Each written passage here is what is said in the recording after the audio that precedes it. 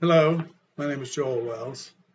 A few weeks ago, Shannon Robinson asked us to provide some quotations that we might use during a therapy session, and it brought to memory when I was doing my internship, my supervisor, um, who was an EAP counselor primarily for a large organization down in Melbourne, Florida.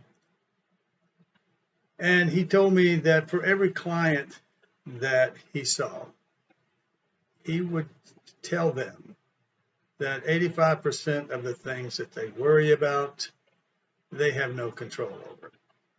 So his message to them was control the 15% that you have control over. He further instructed them that every night before they go to bed, to take out a memo pad, go down to the dollar store, get a memo pad, and at the top of each page, put the date, and then write down on those pages everything they had worried about that day that they didn't have control over, those 85%. He said, that is your prayer list. This guy was not a Christian counselor. He was a Christian, but not a Christian counselor. He said, that's your prayer list.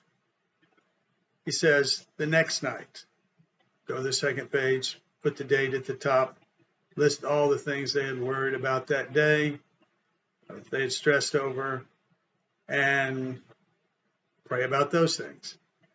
Every day of that week, do this. And at the end of the week, go to day one, and then look at all those stressors and worries that they had to cross off those that were gone.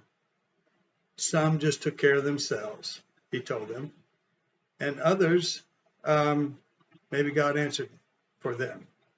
And of course, there would always be some that he hadn't answered. That's life. We're going to have things that are not going to be resolved in our life. He says, however, you now have a plan for dealing with worries and stress more than trying to solve them all by yourself. So I hope that helps.